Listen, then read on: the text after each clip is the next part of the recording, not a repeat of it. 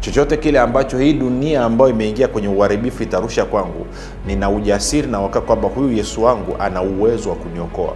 Hiyo ndio maana ya kumwamini Yesu Kristo. Hiyo ndio maana ya kuwa na imani kwa Yesu Kristo. Kwa lugha nyingine, hakuna changamoto ambayo nitaipitia ambayo Yesu hawezi kukabiliana nayo na kuiondoa.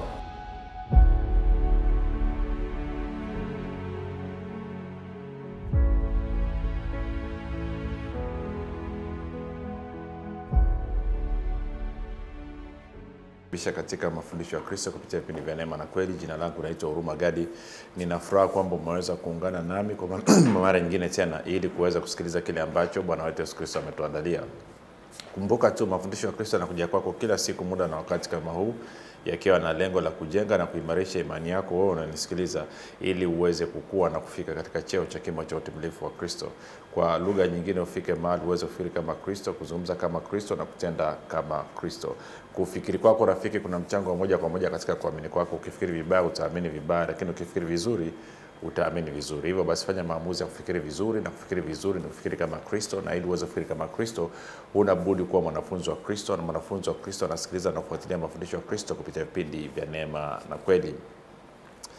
Tunaendelea na somo letu lenye kichwa kinachosema kumwamini Yesu Kristo maana yake nini. Tumekuwa tukiangalia mambo kadha wa kadha. Tulisema tutajikita katika maeneo manne. Eneo la kwanza, Yesu Kristo nani? Eneo la pili, alikuja kufanya nini? Eneo la tatu, aliahidi ama alifundisha nini? Na eneo la mwisho ni kwamba ameagiza nini. Kwa hiyo sasa wiki hii nataka tuanze kuangalia ahidi na kuagiza nini. Tunavichanganya vyote kwa sababu katika kufundisha ndiko ambako ahadi zilitoka na maagizo yalitoka. Kwa hiyo wiki hii tutaangalia, tusipoweza kumaliza tutaenda na wiki ijayo, lakini naamini tutamaliza kabisa. Lakini leo kabla ya kuanza kuingia na kuangalia aliahidi na kuagiza nini, kuna kipengele kimoja cha muhimu kuhusu alifanya nini ningependa tukimalizie. Kwa hiyo kabla ya kuendelea nikukumbushe tu kwamba tunapatikana katika YouTube, channel yetu inaitwa Mwalimu Huruma Gadi. Ukifika pale subscribe, like pamoja na kushare. Na kama ungependa kupata mafundisho haya kwa njia ya sauti, basi tunapatikana katika mtandao wa kijamii wa Telegram. Telegram inafanya kazi kama WhatsApp. Unaweza kutuma ujumbe mfupi tukasema niunge na ukaunganishwa. Namba ni 0789500242, 0789500242. Nitoa shukrani za dhati kwa Mungu kwa ajili ya kwako wewe ambao umekuwa ukisikiliza na kufuatilia mafundisho ya Kristo. Ni muhimu sana kwa kila mtu anajiita Mkristo kuwa mwanafunzi wa Kristo. Kwa hiyo nakupa hongera sana kwa kufanya hivyo, lakini isiishie hapo tu. Unawajibika kwenda kuhamasisha wengine nao wawe wanafunzi wa Kristo, aidha kwa kuwashawishi wasikilize au kwa wewe mwenyewe kuwafundisha kile ambacho umejifunza. Napenda pia kumshukuru Mungu kwa ajili ya kwako wewe ambaye umekuwa ukifanya maombi kwa ajili ya uzaji wa vipindi vya neema na kweli, kwa ajili ya kwangu mimi pamoja na timu yangu. Nasema asante sana kwa maombi yako. Maombi yako ni ya muhimu. Simama pamoja nasi, kazi ya ufalme izidi kusonga mbele. Kwa hiyo nasema asante sana. Na mwisho namshukuru Mungu kwa ajili ya kwako wewe ambao umefanya maamuzi ya kuwa partner wa vipindi vya neema na kweli. Unachangia gharama za kupeleka injili kwa njia ya redio ili watu wengi zaidi waweze kufikiwa. Kumbuka, kila unaposhiriki katika kazi hii maana yake ni kwamba unawezesha. Aidha unawezesha kwa maana ya fedha kwenda kwenye redio kule, au kwa maana ya kuweza kuchangia gharama za uendeshaji wa kuandaa vipindi hivi kila siku. Kwa hiyo nakupa hongera sana kwa kufanya hivyo, kwa upendo wako, kwa uaminifu wako. Kwa hiyo neema ya Kristo izidishwe kwako sana sana. Baada ya kusema hayo, nataka tupige hatua twende.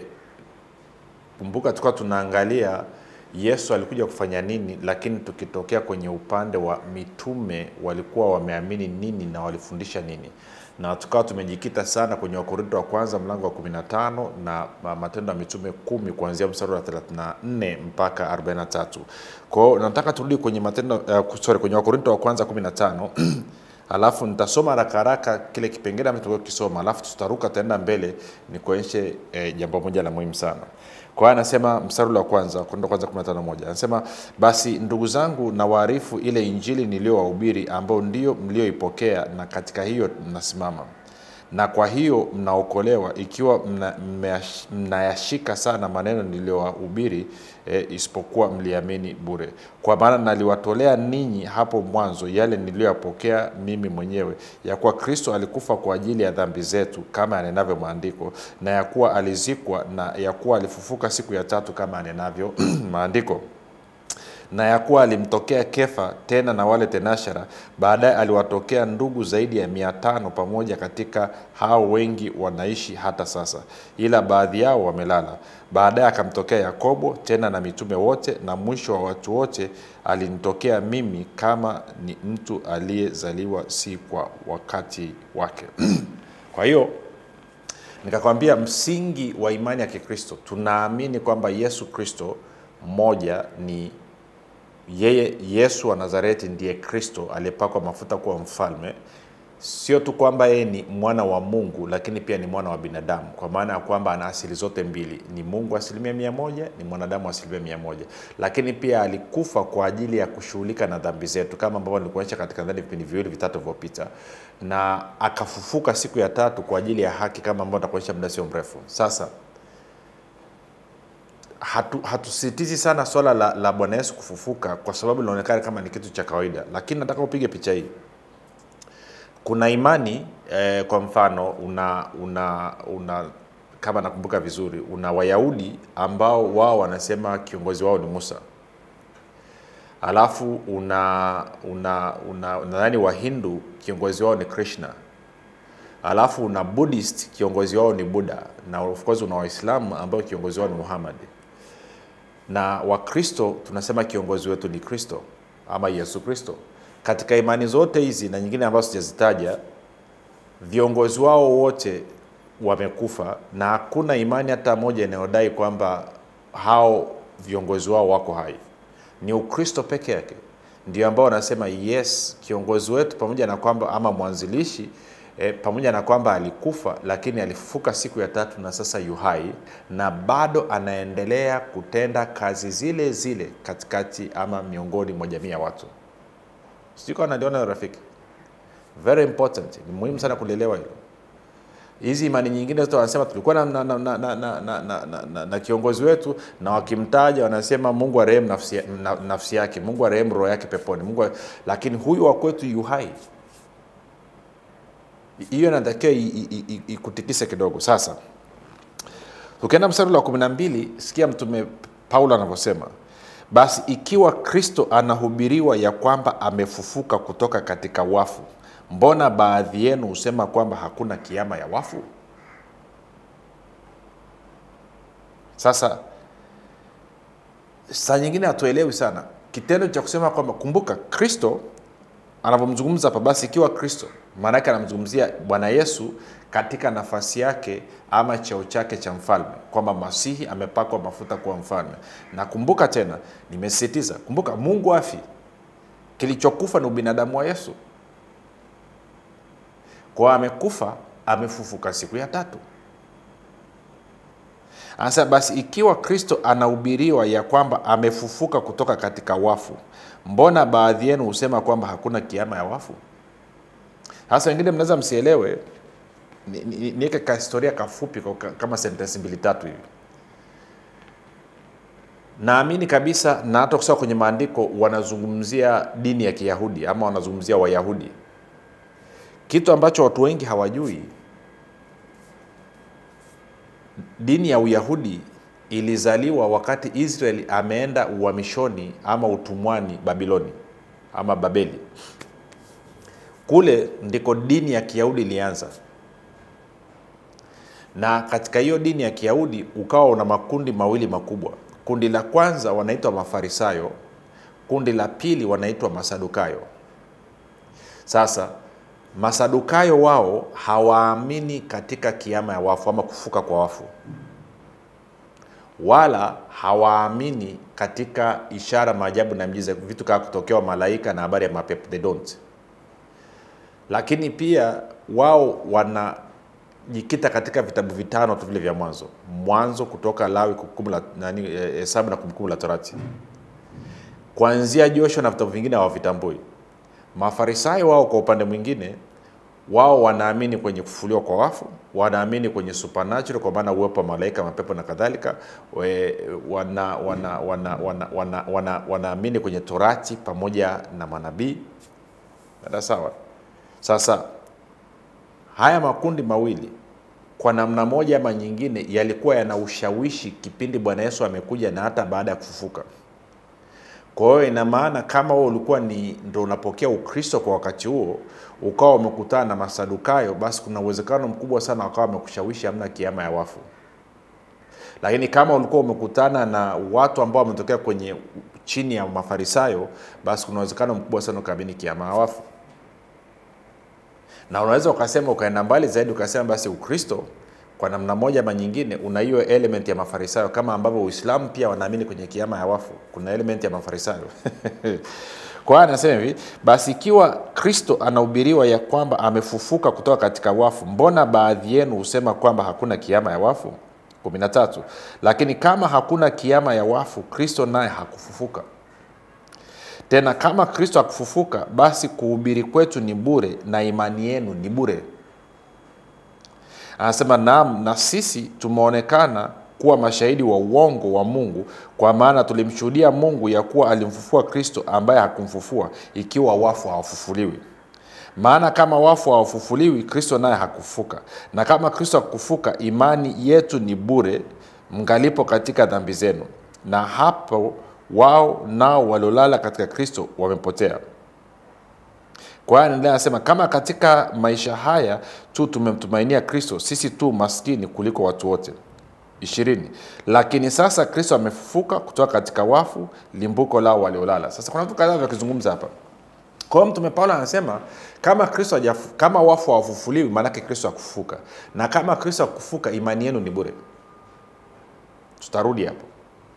Alafu anaenda mbali zaidi, anasema kama Kristo hakufufuka, mngalimo katika dhambi zenu. Alafu anasema kama tunamwamini Kristo alifufuka na Kristo hakufufuka, sisi ni maskini wa kutupwa. Sasa nafahamu kuna baadhi ya imani nyingine huwa wanachukua vimistari hapa, alafu wanajaribu kuchallenge wa Kristo. Siku nyingine wakichukua hivyo, mwambie tusome kifungu chote. Asikunyenyule kama mstari tu. Ndio maana unaona nimesoma kifungu chote. Sasa mstari wa 20 anasema, lakini sasa Kristo amefufuka katika wafu, limbuko lao waliolala. Sasa ukirudi ile mstari wa 14 ni sawa 13 na 14. Anasema lakini kama hakuna kiama ya wafu, Kristo naye hakufufuka. Tena kama Kristo hakufufuka, basi kuhubiri kwetu ni bure na imani yenu ni bure. Naona? Na kwa maana kama imani yenu ni bure, madhara yake nini? Mstari wa 17. Na kama Kristo hakufufuka, imani yenu ni bure, mngalimo katika dhambi zenu. Sasa, tuwe taratibu. Nataka moja kwa moja nizungumzie kitu hapa kuhusu uhusiano baina ya kufufuka kwa Yesu Kristo na kuhesabiwa haki ama na kuwa mwenye haki. Nataka nizungumzie uhusiano. Sasa kinachonisikitisha, kila mara tukizungumzia haki ya imani, Wakristo wengi sana wanakwazika. Kwa sababu wanapoambiwa kwamba matendo yao hayana mchango katika kuwapatia haki, wanakwazika. Wanapoambiwa kwamba amri 10 haina mchango katika kukupatia haki, wanakwazika. Sasa hili jambo sio jipya. Twende tasoma sehemu mbili haraka haraka. Nianze kwanza na Warumi 9.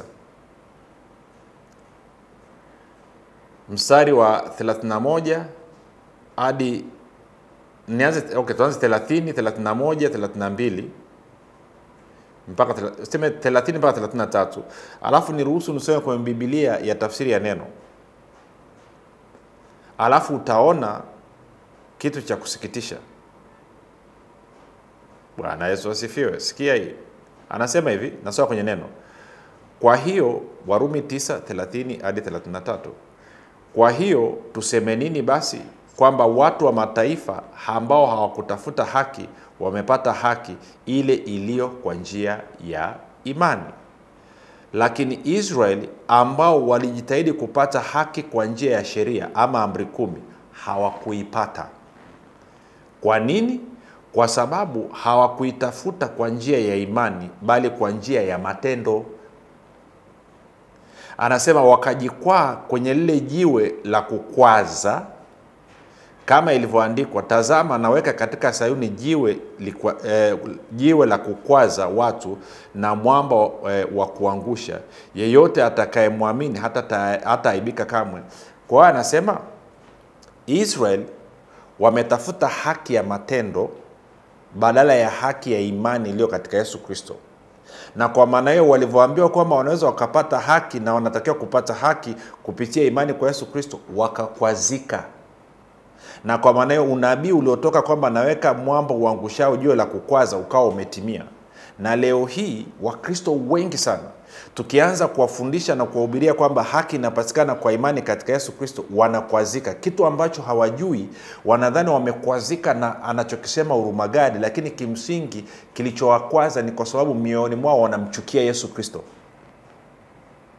Chuki yao dhidi ya Yesu Kristo haina tofauti na Wayahudi, kwamba kwao wanaona ni kejeli na fedhea kuambiwa kwamba wanahesabiwa haki mbele za Mungu kwa sababu ya imani yao katika Yesu Kristo na sio matendo yao. Kwao ni kero, kwao ni chuki.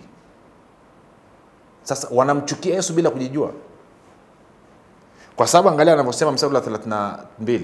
Kwa nini? Kwa sababu hawakuitafuta kwa njia ya imani bali kwa njia ya matendo, wakajikwaa kwenye lile jiwe la kukwaza, kama ilivyoandikwa, tazama naweka katika Sayuni jiwe la kukwaza watu na mwamba uangushao wa kuangusha, ambaye nani? Yesu Kristo. Sasa nimekuwa kila mara tukifundisha habari ya haki, watu wanakwazika, wanatoka kwenye grupu, watu wanakataa kusikiza mafundisho, na ni Wakristo hao wanasema Bwana Yesu asifiwe.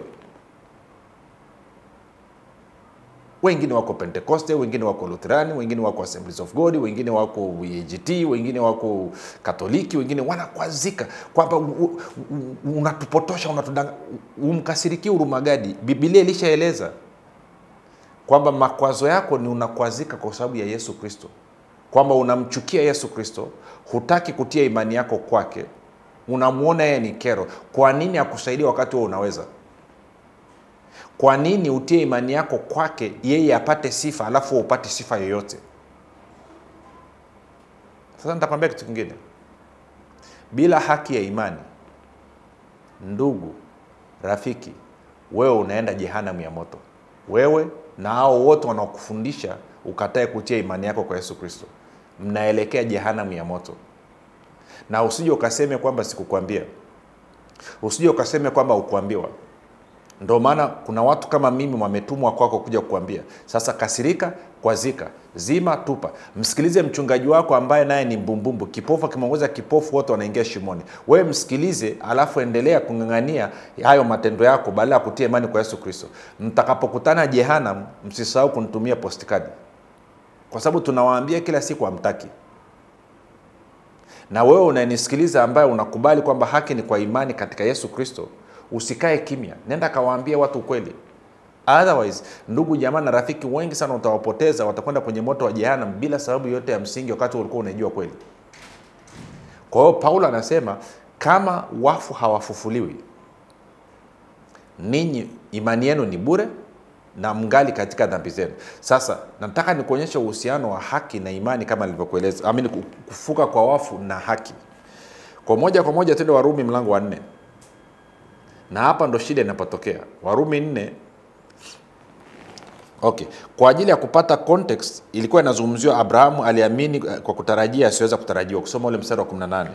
Ili apate kuwa baba mataifa mengi, kama ilivyonenwa ndivyo utakavyokuwa uzao wako. Yeye asiyekuwa dhaifu wa imani hakufikiri hali ya mwili uliokuwa umekwisha kufa, akiwa amekwisha kupata umri wa kama miaka 100, na hali ya kufa tumbo lake Sara, lakini akiona ahadi ya Mungu hakusita kwa kutokuamini, bali alitiwa nguvu kwa imani akimtukuza Mungu, huku akijua hakika ya kuwa Mungu aweza kufanya yale aliyoahidi. 22. Anasema kwa hiyo ilihesabiwa kwake kuwa ni haki. Kwa hiyo imani ya Abrahamu kwa Mungu ilihesabiwa kwake kuwa ni haki.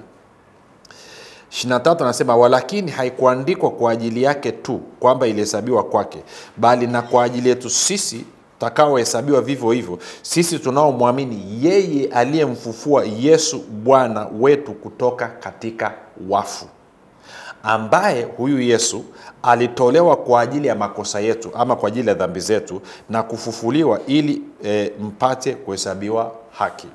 Sasa nisome 24 na 25 tena kwenye Biblia ya neno. Anasema hivi, tafsiri ya neno. Haleluya. Anasema hivi: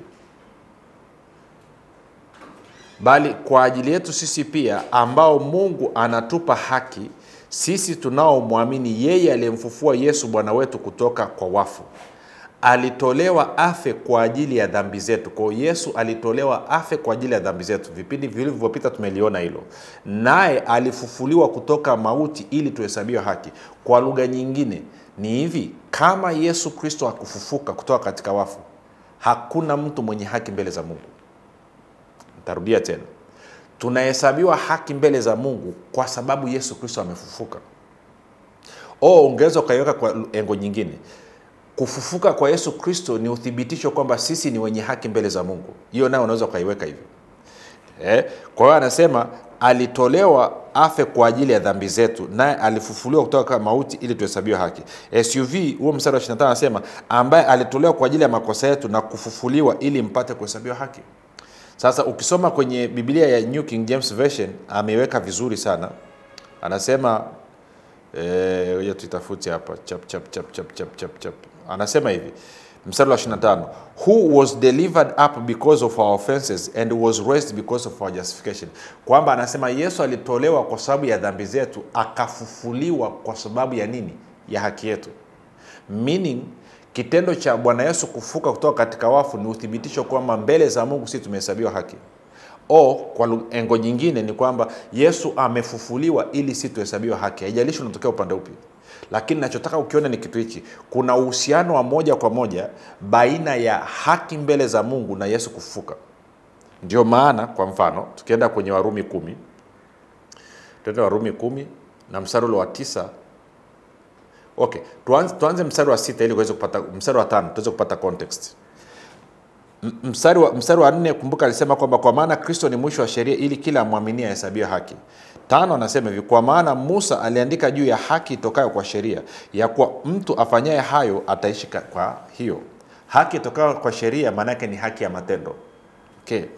Bali ile haki ipatikanayo kwa imani yanena hivi, usiseme moyoni mwako ni nani atakayepanda kwenda mbinguni, yaani kumleta Kristo chini. Hii ni haki ya imani.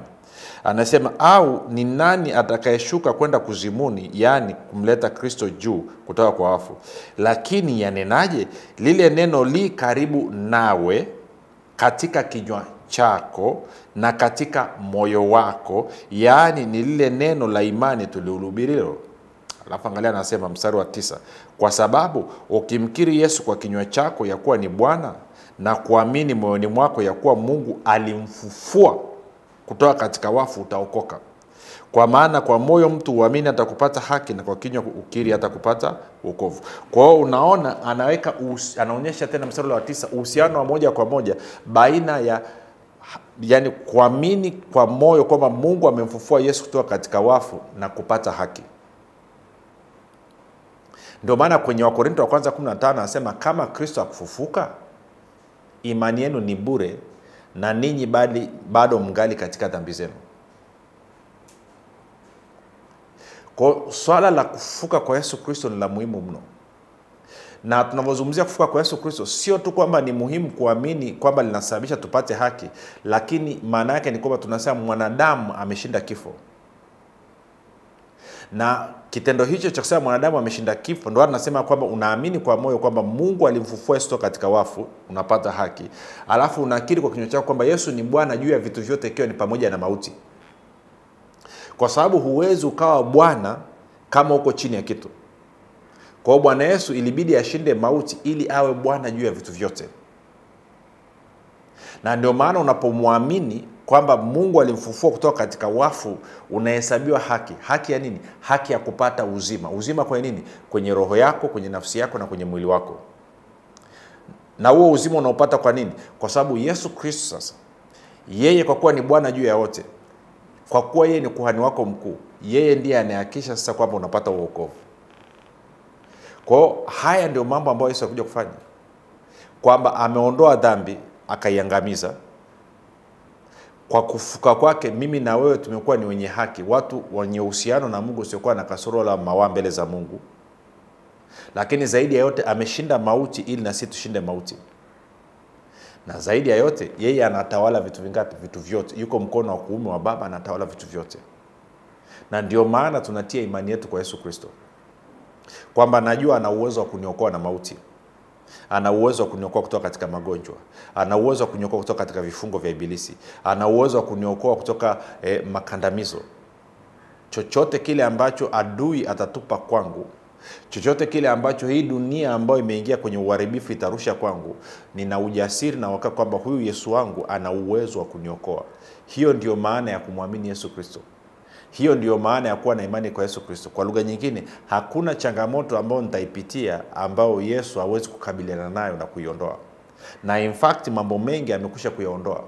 Tunachotakiwa sasa hivi ni kukubaliana kwa maana ya kuamini, na hivyo kufungua mlango kwa Roho Mtakatifu kuleta udhihirisho wa hayo ambayo Bwana wetu Yesu Kristo tayari amekwisha kuyafanya. Mambo ambayo tutaanza kuyaangalia sasa, ahadi fulani ambazo Bwana Yesu alizitoa pamoja na maagizo ambayo aliyatoa, tutakuwa tuko kama mahali pazuri kabisa katika kumwamini Yesu Kristo. Jina langu naitwa Huruma Gadi. Yesu ni Kristo na Bwana. Msana kesho muda na wakati kama huu.